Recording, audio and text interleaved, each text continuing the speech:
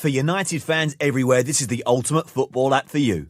For match highlights, interviews, and the best Man United videos and podcasts. Download the free United Reds app now from the App Store and Google Play. The shout now. Well done, Bobby Charlton. Well done, Manchester United. It's a Sheringham, and Solskjaer has done it! Bobby Sarr saved it! United again! Ready! A magnificent goal by Robin Van Persie! Welcome to United Hour, your official Red Cafe podcast for all things Manchester United. I'm your host, Nick. And I'm Raees. Yeah, you've got two of us here for, I guess it's kind of part two of our coronavirus lockdown edition podcast. I mean, we had actually planned to do one before this, but bizarrely, you'd think we had a lot of time on our hands with lockdown. But yeah, I've just found it very easily to waste a lot of time. And yeah, it's been a good month more even since we recorded. It was actually, last time we recorded, it was just after we'd had our official kind of lockdown, just kind of third week of March. I think our last match had been a week or so beforehand. It's so long ago now. But yeah, we're still no nearer to having any clear ideas about when football, if football might be coming back. But we thought we'd come back and have a chat about things. We're going to focus on talking about Project Restart and what we think about it, whether it's a good idea, bad idea. It's really splitting football fans at the moment, seeing so many different opinions about whether people want football back or, should health come first, how important is football? And we'll see about that. And then, we'll throw out some United stuff. I mean, on the last time, we talked about our favourite United heroes, and then we had a question from one of our Red Cafe fans saying we're talking about our favourite matches ever. So we'll definitely pick out a few from the history books there, and then a little bit of other United news to go over. But look, let's start with the Project Restart and where we're at. I don't know your opinion, Raees, but for me, out of this whole lockdown and staying at home, and the biggest thing I miss is the football. In fact, I actually miss playing it more than watching it. But both in one. Football is the number one biggest thing that I've been missing from here. What about you? Well, I'm exactly the same. Playing it I used to be playing 3 times a week. So to go from that to just being stuck at home, it's a massive loss. But in terms of watching it, of course, miss that incredibly. I think it's made me appreciate the game though, because there was that argument that maybe it was oversaturated. There were so many games on all the time. You could watch La Liga, you could watch Bundesliga, you could watch obviously United, and now you can't watch anything. So I know a lot of people are watching these retro games. Have you been watching much of the retro stuff? I'll be honest with you, because I'm so into my classical football anyway, I kind of rewatch those of my own accord anyway. So now everyone else is getting on and watching it. It's putting me off for some reason. I just feel like I've already seen these games about 5-6 times by rewatching them. So everybody's jumping on your retro bandwagon now, are they? Yeah. So I don't know. I find it difficult to get into it because I do also like watching fresh football games not knowing what the score is going to be, and that's the excitement for me. So I feel like that's missing from watching these retro games, and it's not the same buzz. I would say I've actually not watched any whole matches start to finish, but I've dipped in and out of things here and then. It's actually been quite cool looking back at some things. You forget some details. My big era is kind of 90s stuff, and so it was also probably a time when I was at university and whatever, so drinking a lot and hazy days, so looking back and remembering what actually happened in some of these matches is quite good. But I wouldn't say I've sat down and watched 90 minutes of any of these games, but it has been good to have it on. United have done pretty well at picking out some things, good matches, different Euro nights, different players, and then I know ITV now have been kicking off with Euro 96. At least kept kind of entertained, but it's nothing like the real thing. I've been watching sports documentaries as well, so obviously there's that Michael Jordan, The Last Dance, that's been pretty spectacular. But also on Amazon Prime there's a World Cup official FIFA films as well, so they show an hour and a half of, let's just say it starts from the 1950 World Cup, and does every single World Cup since then. Okay. And some of the footage is incredibly rare and it's incredible. Oh no, I should check that out because I am a big fan of World Cup history. So I do know my old World Cup stuff pretty well. So I should go and have a look at all that. But there has as well been, United have put out a lot of content, just different players having chats and podcasts and whatever. There's been some interesting stuff on there, but of course doesn't compare to the United Hour podcast. Of course but not. it's also been really interesting to look at what other countries are doing because there've been weekly meetings from the Premier League teams to work out the big things called Project Restart, and there's a lot of disagreement. I mean, in general, I think all the clubs do want to finish this season. And, I said it way back when we did our last podcast in March that for me, I just thought at the end of the day, it's going to be all about the money. And the money, there's so much money at stake that it can't be that they're going to just write off the whole season. As I said, they're talking about £1 billion or something basically is at stake in TV money and contracts, merchandise, all that kind of thing. And there's no way the clubs can do without it. So that's why they're looking at every possibility they can to get this season back going again. All eyes are on the Bundesliga now. And we're recording this on a Wednesday, and they're supposed to kick off this Saturday, so everybody's going to be watching how they do it, and fingers crossed that they can make a success of it, and then we can follow suit next month. I mean, do you have a favourite German team you're going to be looking out, or are you going to become an expert of the Bundesliga all of a sudden? Not my last 2 YouTube videos, but the 2 before that were on Bundesliga players. So RB Leipzig and Dortmund are probably my 2 favourite teams to watch because, they're the hipsters' favourite teams, but they do play very good football and they have a lot of young players who tend to be linked to clubs like United, so they're always worth watching. And obviously Bayern. But outside of those 3 teams, I don't really pay that much interest to the smaller sides. But I'll take any live football at this stage of the season. Yeah, I did see the BBC was showing the kickoff of the Korean League the other day. I must say, I didn't really tune into that, but I did see a brief highlight from there. I think I'll give that a miss. There was a opening game. The winning goal was, I forget his name now, but it was a guy who played a few games for Middlesbrough. Huge Korean striker. He's like in his late 30s, might even be 40 now. You'll know him. He's played like every World Cup. I can't remember his name now. His name escapes me. But he scored the winning goal in the opening game with the Korean League opening up. But I guess everybody was just desperate for anything at the moment. But look, in general, where are you at on the kind of thing of, do you want the season to restart?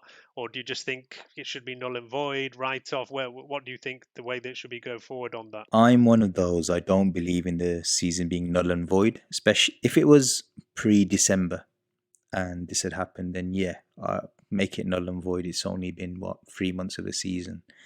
But the fact that it got to all the way into February, I think there's so many player statistics that are at risk of just being wiped out. There's the fact that Liverpool was so close to winning the title. I think it would be incredibly unfair if the season was to be declared null and void on their part. But then there's the issue of, they've almost secured a title, but everything else was kind of still up in the air in terms of relegation and top 4, etc. So is it fair to just carry on playing the season just because of them? So that there's that whole issue. Me personally, I would prefer to see the season played out, but I want it done in a healthy and secure way as possible. So for me, the sensible way to do it would be to make sure next season is reduced in some way, so that both these seasons are in some way adapted, and then try and get to normality the season after next is the way I would do it. So I would take away, for example, FA Cup competitions, League Cup competitions. European Cup would be suspended for a season. But if you were to play the European Cup because Champions League money is so important, do it as single leg knockout games instead of a group stage. That would be my solution to it. Yeah, we did actually have a question from Twitter from Jamie Copeland, and so because your question kind of answers this already. I mean, he said, how do you guys foresee next season unfolding? He says, seems the league are hell-bent on this season finishing. So what about next season? Should it be shortened, one round of fixtures? And, for me, it's kind of difficult to answer that because we don't really know what's happening with this season yet. I, assuming there isn't some major big spike again in deaths and cases of coronavirus over here, I think it's looking pretty likely that the league is going to restart sometime around the second week of June. And obviously, they'll be playing games every few days. I think they're hoping to be over in kind of towards the end of July, August, and there's still a vague plan to play the Europe Champions League and Europa League as maybe some kind of shortened World Cup style tournament. I think these are the things that are the kind of favourite ideas at the moment, but everything's still up in the air. Everybody's still monitoring numbers of infections and how things go when things open up again. So yeah, nothing can be confirmed, and week by week everything's changing. But I think that's the vague idea, and they still, I think, want to, restart next season. It will be slightly delayed, but towards the kind of same time of year. I mean, I do remember again that I remember mentioned on the last podcast that already there is going to have to be some change of like the football calendar to tie into that 2022 World Cup, which is going to be a Winter World Cup. So a kind of delayed season might kind of tie into this anyway in some way. So yeah, I could really see a delayed start to next season if they really do want to finish this season. I mean, me personally, of course, as a United fan, I'd love nothing better than to see this season null and voided, just to see that Liverpool go even longer after all this time. As I said on the last pod, that has been the funniest thing, really, is that they were so close, literally like, a match or so away, and it's not going to happen for them. I mean, yeah, we actually had a comment. Dave, our editing guy, who does a stellar job. I mean, yeah, he said it was a sad time because I think it was his uncle's funeral, not coronavirus related, just a few weeks ago. But he said that his daughter made a pretty funny quip, said at least he lived long enough not to see Liverpool win the league, which is an absolute classic line.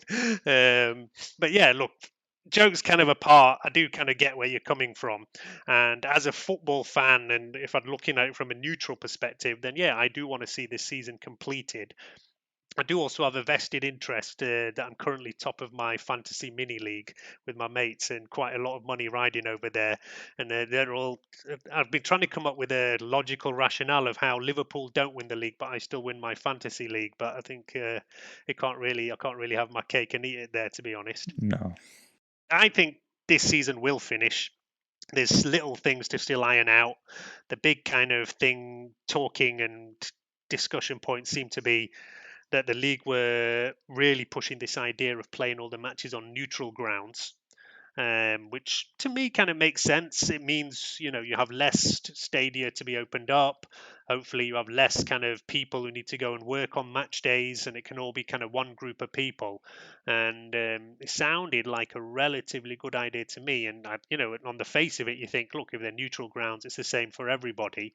But I think the relegation teams in particular are really, really against this. I guess they've probably got the most to lose at the moment or to play for. If you say Liverpool have more or less won the league, there is still kind of maybe European places to play for, but really it's that relegation battle that's the biggest thing still left to decide this season. And I think some of those teams had, they would have had more home games against their relegation rivals. So they don't think it's fair at all to take that chance away. And maybe they've played more times away against the teams in and around them. So I can kind of understand that. But at the same time, I kind of think at these extreme times and bizarre situations that you should just kind of be ready to compromise and accept any way to get things going again. I mean, looking as well at the kind of, there's a lot of arguments against it. And, we don't have Ed on tonight, who's been in our group the most against. And he's vehemently said that if this season does restart, that he's not going to watch any of it because he thinks it's an absolute crazy idea, putting people's health at risk and this kind of thing. I mean, I don't really agree with that because I don't think they will restart unless things look quite clear on the health side. And of course, they'll be watching what's happening in Germany and watching even, a couple of other countries are opening up as well. I did actually have a quick look because, obviously in Europe, our last match was against Lask from Austria, and we were more or less through. But in theory, we have a second leg to play. But their league is kicking off on the 2nd of June. So there is some other leagues that are opening up as well. I mean, yeah, maybe some people will say that, the situation in Germany is much better than what we have. And, I don't want to get too much into the whole politics of it. I mean, personally, I think our government over here in UK have made a big mess of everything, and we're way, way, way too late to be locking down. And that's why it's ended up being a real nightmare in this country. But Germany have done a much better job in that regard. But still, they've still got the same kind of issues to deal with. To look and understand that, yeah, they've been testing all the players, and already some of the players have been testing positive, which is obviously not a good look for football. So yeah, on the health side, I think it's going to be inevitable that there is going to be players who do test positive, but there has already been, hasn't there? When we finished the season before, Arteta, there was a couple of guys at Chelsea, Hmm. and it looks like, now that we're a couple of months down the line from where all this really kicked off, that if you're young, if you're healthy, even if you get the virus, it's far from a kind of death sentence, and most people will recover from it no more than a kind of bad flu. I mean, I'm like 90% certain I've already had this virus. Um, at the time, I didn't even think it was, because it was kind of early March. And at the time, everybody was talking about having a cough, having a high temperature. And I actually didn't have either of those things. But I remember, and it was actually, I'd been to the Manchester Derby, travelled from London to Manchester on train tubes, gone to a match with 75,000 other people, come back again, train tube, whatever. So I'm pretty sure that somewhere in that process, I got infected with this, and it was probably about 5, 6 days after coming back from Manchester that I felt I had a. At the time, I just thought, oh, I've got like a cold flu. I had like joint pains, fatigue, Hmm. headache, but it did feel like quite different, slightly different to anything I'd had. But I'd been really stressed at work. I'd been traveling internationally. Then I'd gone to Manchester for the match. I just thought, oh, I'm run down. Because at the time they said, look, if you have a cough, if you have a temperature, these are the symptoms. But now there's a lot more information saying that actually maybe you might have a much milder case. Maybe you might even be asymptomatic. So you're not really sure. So yeah, now I think based on that I did have it at the time, because I've heard other people that I know who work in the NHS and who have been tested as positive, and they had similar symptoms to what I had, and they didn't have any cough, they didn't have any temperature, but they have been proven now that they did have the virus. So after that happened, I kind of realized that, all right, I probably did have it. And in fact, bizarrely, it's just anecdotal, but I've seen on some other kind of forums, not necessarily Red Cafe, but maybe the more kind of match goer Manchester United forums, where there's a lot of people who went to the Manchester Derby who say like within like 5 to 10 days after that match, they had like cold and flu kind of symptoms. I think it's inevitable that this virus was already rife through the population, and probably it was a bad idea for all these football matches to be going on at that time. There's been a lot of press about that Liverpool Atletico Madrid game where Madrid were kind of already going on to lockdown, but at the same time, 3,000 Atletico fans flew over here for that game, which is pretty crazy now that you look back on it. And in hindsight, it seems that we were really like delayed things that should have been done a lot earlier. But yeah, look, like I say, these things are done now. We have to just look at how we can come out of it and what's going to sort out going forward there. Yeah, I mean, it was a absolute shambles, that Liverpool Atletico game being allowed to go ahead. And yeah, I don't want to labour the point because similar to you, I think I also caught it because our law firm partner, he went to the Cheltenham Festival. Mm, Against all our advice, he decided to go. yeah. He came back, and within 4 days, I think most of us were all feeling ill. I don't know if it was the anxiety of it, the stress of whether we should be going into work or not. But I definitely was down and out for about a week. Hmm. But yeah, your point about it, not affecting younger people as much. I think we have to admit that's kind of a scientific fact at this stage, that it does affect younger people less.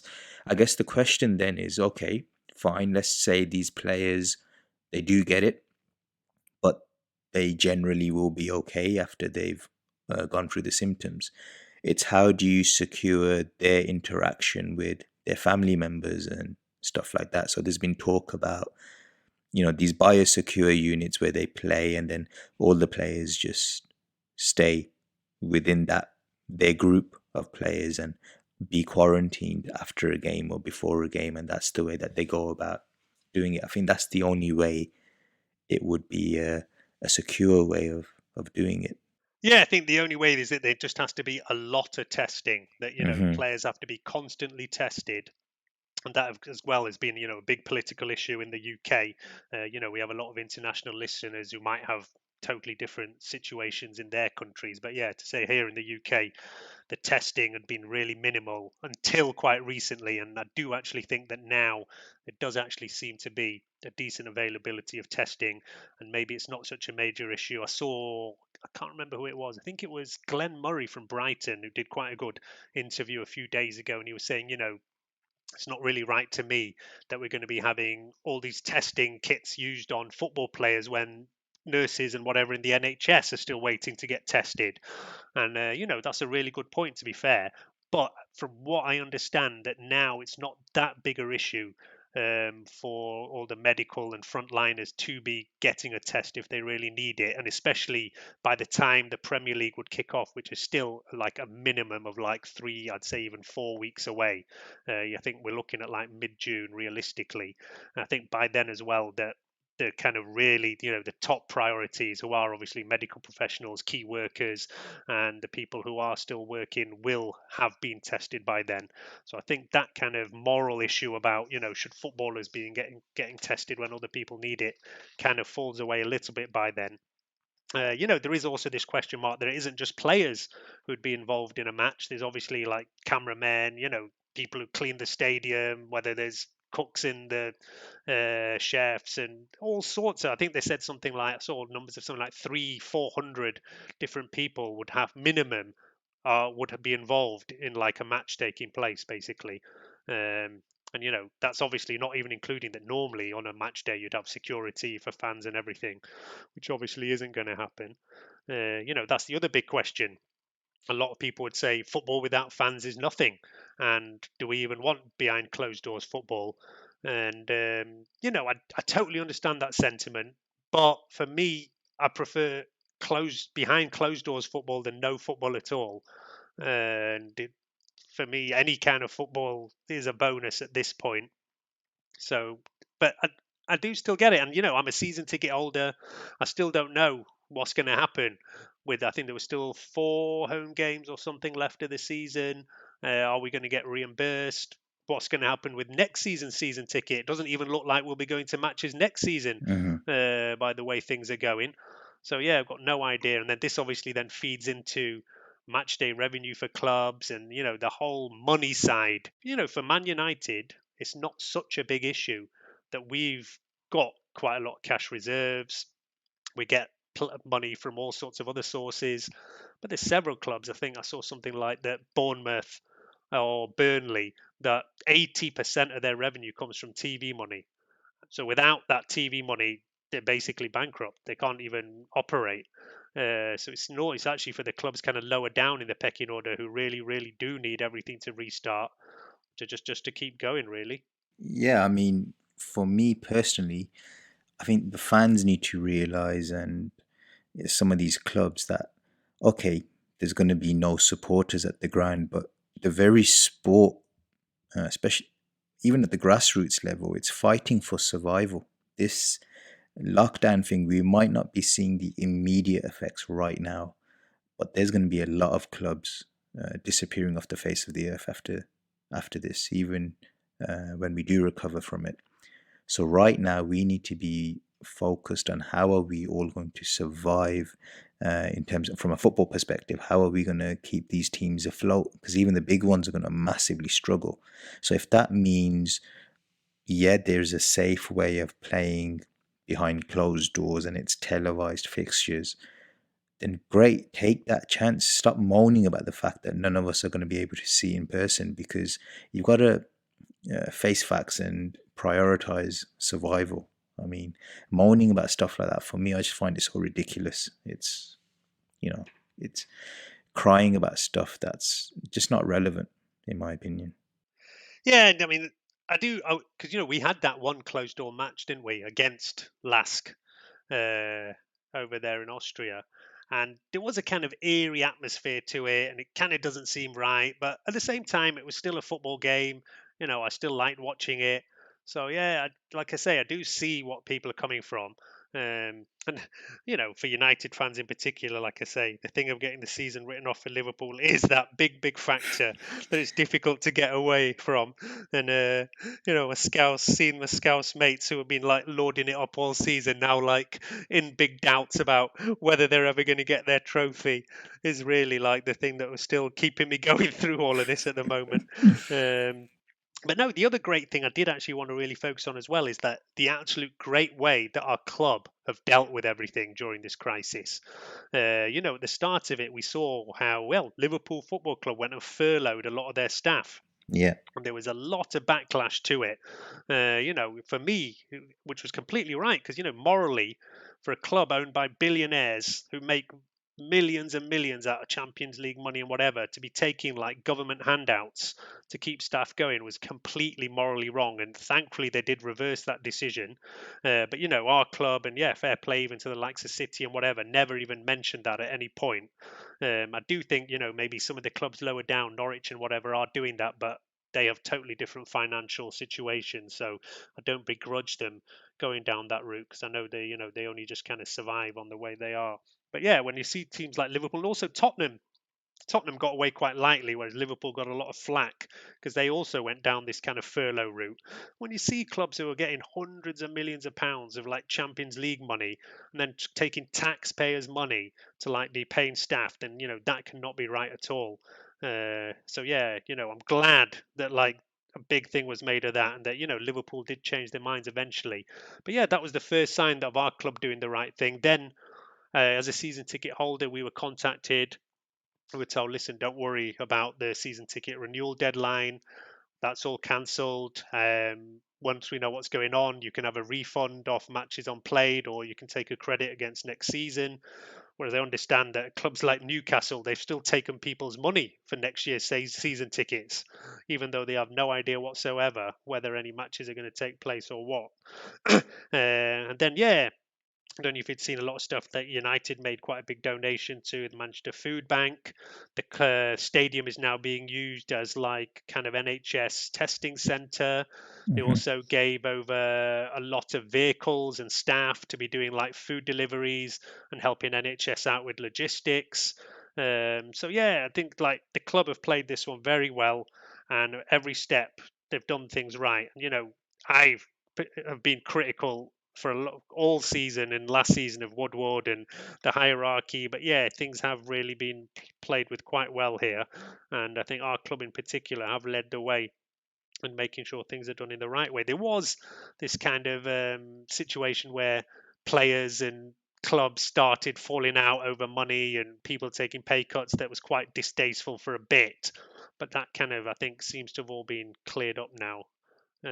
With players coming out and saying, listen, we're going to be donating parts of our wages to the NHS, but they felt that they didn't need to take a direct pay cut from the clubs, which I can kind of understand, to be honest. Yeah, I mean, to be fair, a lot of these players are probably worried about their careers right now and how long this virus is going to go on for. So you can probably imagine that some of them are, being a footballer is a short career. So if 2 to 3 years of this career was to be heavily affected by this coronavirus lockdown, then yeah, they'll probably still be a lot more comfortable than the rest of us. But, you've got to try and look at it from their perspective, because every human is inherently selfish about their own situation, regardless of how much money they're making. So it is easy to criticize footballers because they're public figures, but there's so many multimillionaires out there and billionaires who are running their businesses who also need to be, scrutinized, and they don't face that same level of scrutiny as footballers.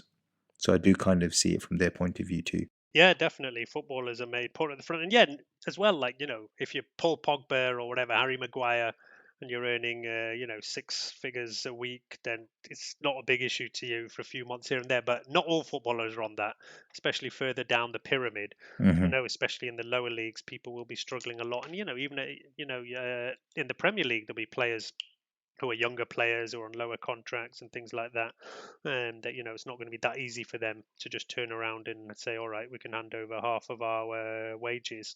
But yeah, I thought actually the players union made a very good point, saying that it's actually better for us to be keeping our salary and then donating a portion of it to the NHS rather than taking a pay cut, because that pay cut actually just benefits the club, whereas players' salaries are taxed with money going into the National Health Service and things like that.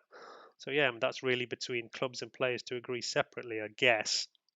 But like I said, the money side of it always seems to come out again, and it is distasteful at this time when people's lives are being lost, and the priority should be health and everything. But at the end of the day, money talks, and that's where it all goes. And that's why I've said since right at the start of this lockdown that I'm pretty sure they will end up playing these matches again, because there's just too much cash on the table to lose.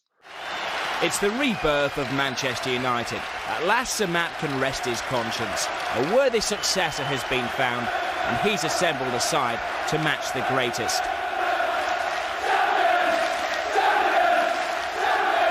The pressure was off. Invited guest Blackburn Rovers tried in vain to be party poopers, but they never stood a chance. We had a question from one of our Red Cafe fans who said, what about your favourite matches of all time? And, for me, straight away, the one that I straight away pick out is that first Premier League win. We had the match against Blackburn, which was the home game. We actually won it. We knew we were champions that day already. So it was an absolute party after that many years of not having won it. And, we'd gone close the year before as well. It seemed like everybody in the ground was completely hammered. And it was just like the greatest time to celebrate, outpour of feeling. The whole game, it felt like a kind of testimonial, but it was a real game. And I don't know if you remember it, the moment I always pick out was that there was Gary Pallister, who hadn't scored all season. And in fact, actually came up with me, like, on the nowadays I have a very active Zoom social life, and we do a football pub quiz with the guys I play football with. And it came up on there, and I actually got the question wrong quite embarrassingly, but it said, who was the first ever Premier League player to play every minute of a Premier League season, outfield player who won the league and played every minute of the season? And the answer to that question is Gary Pallister. And it was that first season. He'd gone all the way through, played every minute of every game, and he was the only regular player in the team who'd not scored a goal that season. And he stepped up and banged in a free kick after never being anywhere near a free kick for the whole season. And it was just absolutely written that day everything was just going to turn to gold. And even Gary Pallister got his free kick goal. I notice Gary Pallister's round the ball. He hasn't scored this season, has he? I just wonder if they're saying, go on, big man, have a go. The crown is there to be received. Yes, he has done! Oh! The crown and glory! The inspiration right to the last kick. Well, I was right after all. But what a strike. Goodness me. If he hits him like that, they don't need Ryan Giggs and Dennis Irwin taking him. They'll just get the big man up from the back every time. He's had his say. And he can hardly believe that it's happened. It's over. 3-1 the final score. Yeah, that is the one I always remember. That first league win, Blackburn Rovers, that game was crazy. I mean, what about you? What's top of your list? I think for me, it was that 4-3 win against Real Madrid in the second leg. Now, it seems strange to pick that game because ultimately we lost the tie. And even our comeback was in some ways like consolation goals. But I just think the quality of both those teams and the quality of football on display was just so mesmeric. It's up there with some of the best football games of all time for the neutral.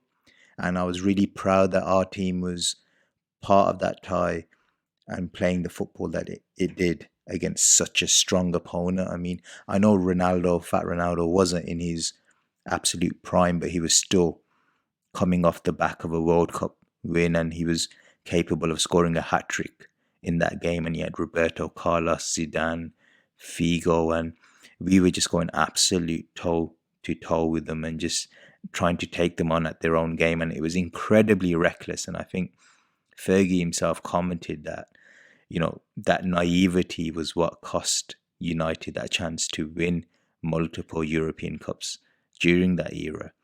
But it was also just so quintessentially Manchester United, and that's what I loved about it. Yeah, it was. I remember that game clearly. I wasn't actually at it. In fact, I can remember where I was. It was a year when I'd gone for a kind of gap year backpacking, and I actually remember I was in Argentina in a youth hostel somewhere watching that game.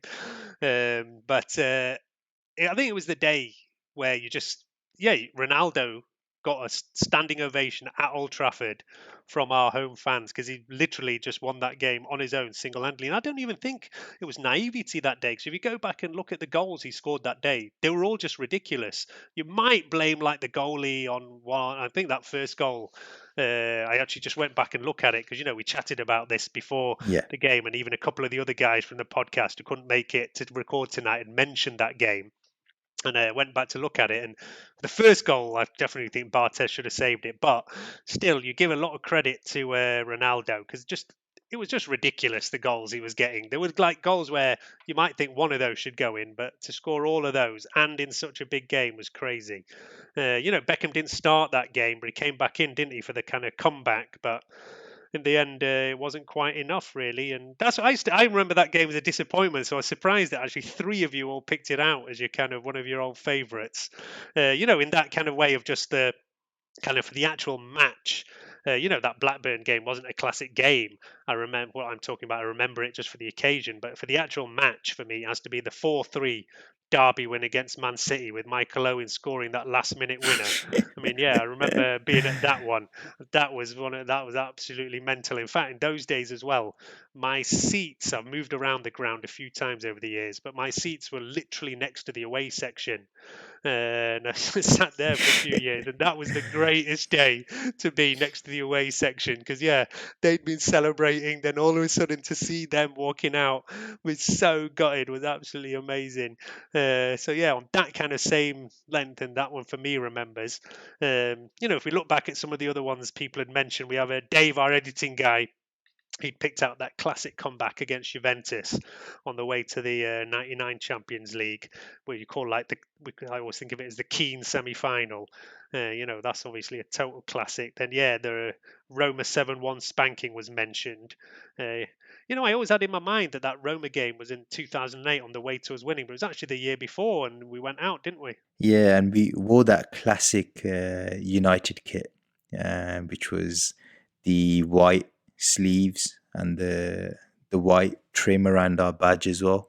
And I just remember that being an incredibly iconic kit. And it was a season where Ronaldo first came alive post World Cup trauma with Wayne Rooney. And even the first leg was incredibly iconic because Ronaldo scored that header from I think it was just the edge of the box, but it's such an amazing header, one of the best headers of all time. On the counter attack, and then in the second leg we just absolutely destroyed them. I mean, even Patrice Evra managed to get on the score sheet, which it just goes to show how dominant we were. And I think all of us just felt like the Champions League was going to be ours that season, but we came up against an incredibly strong Milan side, and I think we suffered a bit of injuries. There was lots of games piling up, and we were quite inexperienced that season, but it gave us the motivation to clean up the season after. Yeah, definitely. And that was it. That's another one on my list, was that I was at the 2008 Champions League final in Moscow. I was actually sat right behind the goal where the penalty shootout was taken. I remember clearly, actually, that, I was sat next to I think she was actually a Russian woman who was in there. She didn't actually seem to know that much about what was going on. She obviously got her tickets, and it was when Terry was going to step up, and she was like, "What's going on? What's going on?" And I said, "Well, if he scores this, it's all over. And we know what happened after that, yeah. And obviously went absolutely mental. Terry slips, and then that was another one that came up for me literally last week in one of these football Zoom pub quiz questions, and I was really gutted because the question didn't come to me; it came to the opposition team, and I was waiting for it to be passed over, but they got it right in the end. And it was who had missed the vital goal for Chelsea, and do you remember who it was? You mean the last penalty? The last penalty. Was it Anelka? Yeah, it was Anelka, exactly. Gosh, I was nervous there because we're on a podcast. Yeah, I asked you that before, but yeah, anyway, you got it right. But yeah, like that one, obviously will stick in the memory. Had quite a lot of great Euro away trips, but we had quite bad luck a lot of the time away in Europe. I've been to so many bad results in Europe, but I guess when it really mattered, which was 2008 Moscow, we did it because unfortunately I wasn't able to go out in '99, and I didn't at that time. When we won in '99, I never imagined that it was going to be that long till we won another. We thought we were going to win it every bloody year now. It was too long though, wasn't it? It was too long. It But was. it was an era of incredibly strong European sides across the board. If I just can throw in another game, for me it was the 1-0 win against Barcelona at Old Trafford on the way to that final against Chelsea. Purely because I think it was, in terms of the history of Manchester United, one of our most tactically adept performances I'd ever seen from a Manchester United side. Now, a lot of the ex-players from that team talk about how Carlos Queiroz would put on training sessions where he literally made them mark space for about an hour or two, and they were absolutely sick to death of listening to his tactical instructions by the time the game had started. But they also credit him for making them so defensively sound for that game, and it gave the platform for Scholesy to score that. Yeah, that goal is one of the all-time favourites. All-time greats, yeah. And I just remember watching that game and thinking, wow. Because usually when it came to United in Europe, I always felt that feeling of frustration that whenever we played against a big team who knows how to keep the ball and is quite penetrative, we always ended up losing, finding a way to lose, whether it was on away goals, whatever. But for the first time, it just felt like that United team held firm. But it wasn't like we were just hanging on to it for our dear lives. It looked very calculated and intelligent and sophisticated, the way that we kept them at bay. No, yeah, for a European kind of disciplined performance, then there is nothing that matches that from us.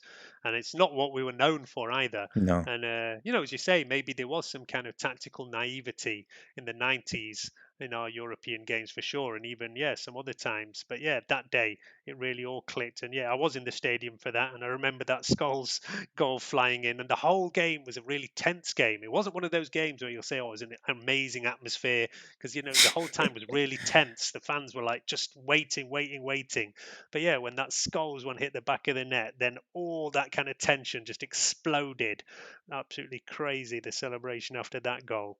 And then, lately, I think United reran, I think it was just yesterday, that Fergie's last home game against Swansea.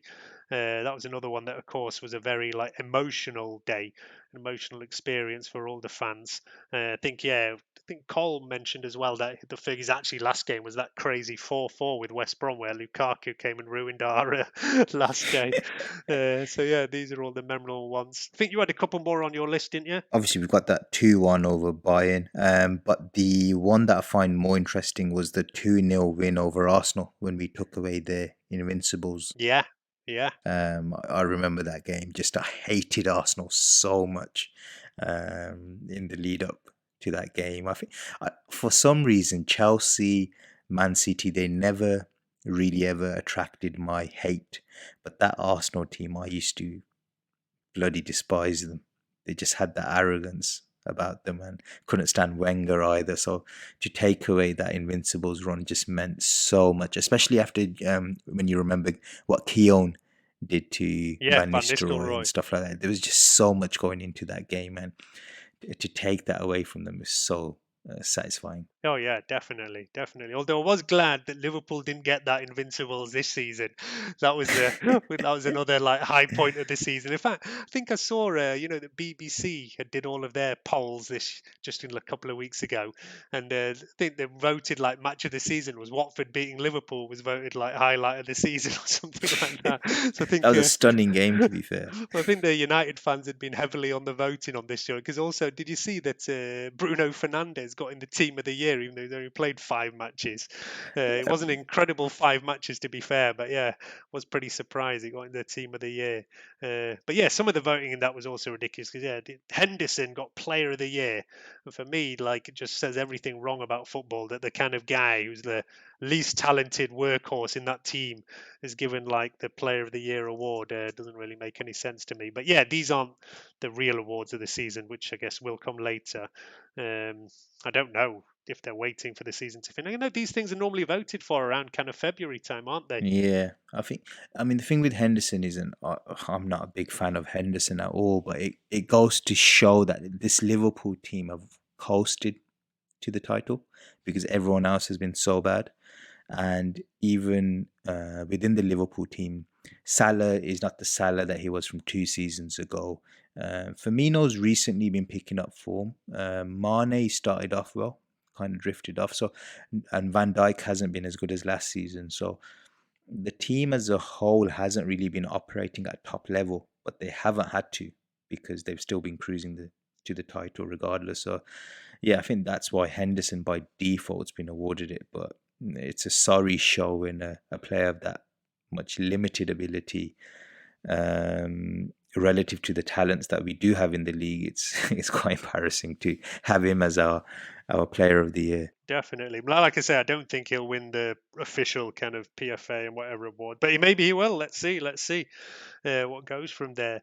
Yeah. Personally, for me, like, all right, I think it's pretty funny to see Bruno in there and the fallout from people going on Twitter and whatever after he's won it. But I mean, honestly, though, I would actually vote somebody like Fred. I actually think has had an amazing season all the way through. Okay, I know he didn't start the season, but as soon as he came into the team, he's had been consistently like stepped up his level from month to month to month. And for me, like he's like been one of our like best outfield players like consistently over the year. And Rashford had a great kind of start to the season, but then he's been injured. And then yeah, we have to see from there what happens. There's been a lot of chat about Pogba in this break as well. When we were finishing off, people were saying we don't think Pogba will ever play for United again. That there was a lot of stuff that I just thought was absolute nonsense about him feigning injury and refusing to play. And I've always maintained that it's just total rubbish, that the guy's had a serious injury and he had a setback when he came back, and it's as simple as that. I mean, not saying that anything like that he's committed to the club or that he definitely wants to stay, but I've always said that I didn't agree with all of this kind of furore about him. And I said it on this podcast that all the way along. I said I wouldn't be surprised if he was still here next season. And now it seems to be more like kind of in the balance on whether he's staying, whether he's going. I don't know if you heard him. He did like the Man United podcast a couple of weeks ago, although it was recorded, I think back in like February, so it wasn't done during lockdown. And yeah, he sounded on there still pretty committed to the club, but it could actually be the situation that the transfer market is going to be total mess this season, and nobody's going to be able to pull off these kind of big deals. I don't know. Well, no. I have no idea what's going to happen really with the transfer market. I mean, in theory, the transfer market should open in a couple of weeks, but I don't think there's been any announcement on whether the window is moving or changing or what exactly. And then you have players like Odion Ighalo, who in theory his loan should be up pretty soon. Who's only supposed to be with us till the end of the season, and in theory that should have finished like anytime soon. But again, it's just newspaper rumor. But they're saying that this Chinese club have not agreed to automatically extend his loan and want the deal to be made permanent. So I'm not really sure what's going on over there. I don't know if you've heard anything different on that. No, I haven't heard anything. But the only comment I would make is that it would be sensible to only open the transfer window once we have a better picture of what's going on with the various leagues across the world and start times, and because that's the only way we can truly have a transfer market going. Because if we open it now, I think it's just been an absolute car crash. And touching upon Pogba, he's probably in a very difficult situation, which is I think he did want to leave. Um, I agree with you. I don't think he would feign injury. The reason being that, he had a Euro 2020 to think of, and surely he'd want to play himself into good form in order to thrive and be a star at that Euro 2020, and then go on to make that big move that he wanted to do. Now everything's, this lockdown has thrown a spanner in the works. So I think a lot of players are really concerned about their financial situation and stability. So, you know, if he's got a career at United, he probably thinks that's a safe option for me to try and stay there and commit to that situation. It's hard to tell because so many people are uncertain about their financial futures away from football, and the footballers are probably facing the same concerns as well. So yeah, I don't really want to be a psychic and say, yep, this is exactly what he's thinking, but Yeah, like you said before, it's difficult to feel sorry for footballers when we know like they all will earn like more in a week than the vast majority of us might earn in a year. But yeah, like you say, they'll have their own same worries as well on that. Uh, Pogba, I don't think is somebody who has that much worry about his financial future because he's one of these icons from merchandising, whatever. But yeah, further down, I mean, we do have another player who's coming to the end of his contract, which is Gomes from the youth team, who is one of I've actually was really disappointed not to have seen more of him this year, and maybe that's tied into the fact that he's not re-signed, whereas we saw somebody like Chong did re-sign. Whereas I wasn't really bothered at all if Chong left because I'd seen nothing from him to suggest he's going to be a Manchester United player. But Gomez, I'll be really, really disappointed if he leaves us, and it's looking quite likely that he is going to. And I think it is that kind of similar story to when Pogba left us, that he just doesn't feel he's had the chances this year. I think we mentioned him this season a couple of times on the podcast, and I think because he is so small and physically is not developed, that it does become really difficult for him, despite his huge technical talents, that when he comes into like first team football against 6 foot whatever defenders, he really does struggle. And yeah, maybe I don't know. To see a talent like that leave would be difficult, but it's a funny situation. I mean, I actually think that UEFA or whoever, somebody should have just come through and said, listen, all contracts are going to be automatically extended till like things are clear, because you're right that still players are negotiating things and whatever. It kind of doesn't seem right until there's some kind of clarity on what's happening with the rest of the league season. yeah, I mean, didn't I was sure that UEFA had come out with some sort of preliminary statement. They said something, but then didn't become like official. But yeah, I think maybe they don't have like the legal power to just come and say that all players' contracts are extended. I think they don't really have the legal authority to do that, because there's all like separate jurisdictions. Maybe better as a lawyer, but I haven't seen anything official. And as far as I know, like I say, Ighalo's contract is up, Gomez's contract is up, and unless something is sorted out, they're officially they're not going to be Manchester United players. Yeah, I think it's tough for me to give a precise statement on that. I just think FIFA have released guidelines, but I don't, like you said, I'm not sure how official and what legal impact that they have. But I think FIFA does want contracts to be extended to the point where once football starts to be played out, and then we have a better consensus of when the transfer window will open. Yeah, I guess we'll find that out all a bit more in the next few weeks as things start becoming a bit clearer. Like I said, all eyes are going to be on that German Bundesliga kicking off, because they're the big league who are going. It has been weird to see how some of the other leagues have obviously made decisions already, like France, Holland, and Belgium have all ended their seasons, and all ended their seasons in quite different ways. Because France decided to just say, all right, the table is as it is now, PSG champions. I know one of the relegated teams is bringing legal action. I think they were 4 points behind like the next team, but there were still 10 matches to play there. So, to be relegated in that kind of scenario, it must hurt. And then in Holland, there's no champion, no relegation. Again, I think there's legal action from the team who was top of their second division, who are like 12 points clear or something, looking forward to getting to the Dutch Eredivisie, but it's not going to happen.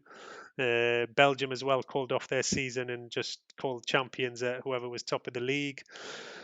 It's really difficult, and like I say, there's been no like uniformity in what leagues have decided to do when they call it off. It's only Holland who've gone for this kind of null and void option, which all United fans would be voting for sure, I'm sure. But like I say, it's only Holland who've done that, whereas France and Belgium both decided to award champions to whoever was top at the time. I don't have, from what I've read in the papers, the Premier League teams have not really discussed any kind of what they would do if the league didn't finish at all. They've only really been discussing how do we get this league finished. What are the options, whether it's neutral grounds, home grounds, what's going on. That is all the discussions have just been focused on finishing the season and what are the options for finishing it.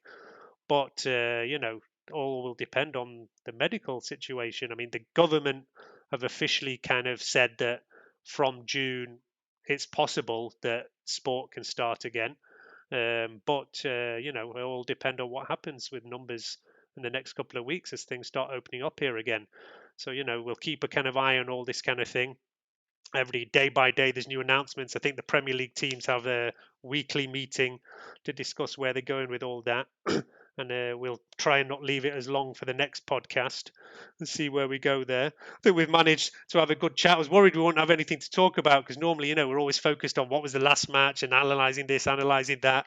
But it's quite easy, especially like when we go down these trips in memory lane. I love the historical stuff, actually, looking back at old players, old matches. I could talk about that all night. So, I think we'll try and do another pod where then there's a bit more information and get some more history information back there. Yeah, that would be great.